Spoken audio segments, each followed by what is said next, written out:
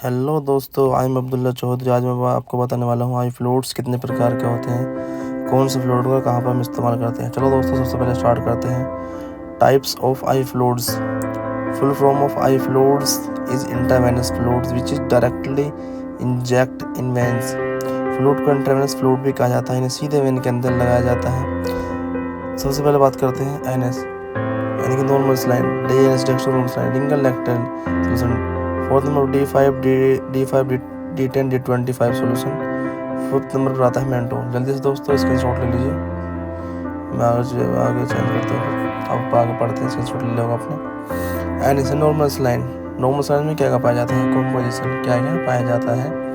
0.9% की initial 100 ml बोतल होती है। 500 ml की बोतल नॉर्मल सलाइन की 2 बोतल आती है, 100 ml और 500। इसमें सोडियम क्लोराइड की मात्रा 0.9 होती है। तो दोस्तों इसे स्क्रीनशॉट ले लीजिए, आगे बढ़ता हूँ। और इसमें एक बोतल और आती है, 1000 ml की बोतल और आती है। चलो दोस्तों बात करते हैं नॉर्मल सलाइन के यूजेस की। Use of NS, normal saline के इस्तेमाल। इसका हम इस्तेमाल कब करते हैं एनएस का। बेसिकली डिहाइड्रेशन यानी पानी कमी होने पर। सेकंड नंबर पर आता है वुंड वॉशिंग, घाव को धोने के लिए।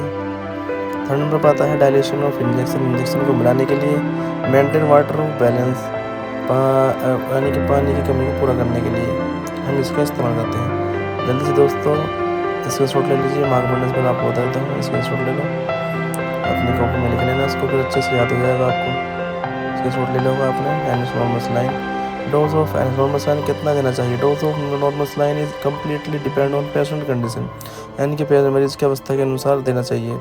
हम कितना दे सकते हैं दिन में, 2000-3000 ml इन 24 आवर्स में। मरीज़ को लगभग 2000 से 3000 ml 24 आवर्स के अंदर दे सकते हैं। नोट्स: यदि किसी भी व्यक्ति को ब्लड प्रेशर की समस्या है तो यह नॉर्मल सलाइन नहीं देना चाहिए, क्योंकि इससे अगर आप देंगे तो बीपी और ज़्यादा बढ़ेगा। इसके अंदर जो होता है, जो इनिशियल होता है, नमक होता है, नमक पाया जाता है इसमें। अब बात करते हैं density. Dextro normal saline composition क्या पाया जाता है। 0.9% इनिशियल प्लस 5 ग्राम डेक्स्ट्रोज इन 5 ml बोतल। इस बोतल में 0.9% इनिशियल और 5 ग्राम डेक्स्ट्रोज पाया जाता है। जल्दी से दोस्तों स्क्रीनशॉट ले लीजिए। मैं आगे बढ़ता हूँ, आपको बताया तो एक बार, स्क्रीनशॉट ले लीजिए। आगे बढ़ने से uses of DNS dextro normal saline का इस्तेमाल हम कहाँ करते हैं इस्तेमाल। डिहाइड्रेशन, पानी कमी होने पर। हाइपोटेंशन, ब्लड कम होने पर। To treat insulin shock in accidental condition हो जाने पर। दोस्तों जल्दी से आगे बढ़ता हूँ, स्क्रीनशॉट ले लीजिए। आपको काफ़ी लिखने में होता आसानी होगी, याद रहेगा। चलो दोस्तों बात करते हैं डीएनएस कितना डोज कितनी दे सकते हैं। डीएनएस की डोज ऑफ डीएनएस कितना देना चाहिए। Quantity of dextro normal saline is depend on patient condition. 2500 to 3000 ml in 24 hours. 24 hours मरीज को 25 से 3000 ml डेक्स्ट्रो नॉर्मल सलाइन की सलाह दी जाता है। नोट: शुगर के मरीजों को डेक्स्ट्रो नॉर्मल सलाइन नहीं देना चाहिए, क्योंकि इससे और शुगर की मात्रा बढ़ेगी। इसके अंदर डेक्स्ट्रोज पाया जाता है। चलिए बात करते हैं रिंगल लैक्टेल। रिंगल कंपोजिशन क्या पाया जाता है। It is mixture of electrolytes in which present sodium chloride, potassium chloride, sodium lactate. यह एक इलेक्ट्रोलाइट का मिक्सचर होता है, इसमें सोडियम क्लोराइड, पोटेशियम क्लोराइड पाया जाता है। यूजेस ऑफ आरएल: डिहाइड्रेशन, पानी कमी हो जाने पर। इलेक्ट्रोलाइट्स इम्बैलेंस की कमी हो जाने पर। ड्यूरिंग द सर्जरी, सर्जरी के बाद दिया जाता है। बर्निंग कंडीशन, कोई व्यक्ति जल जाता है तब यह दिया जाता है। न्यूट्रिशन डिफिशियंसी, कुपोषण हो जाने पर।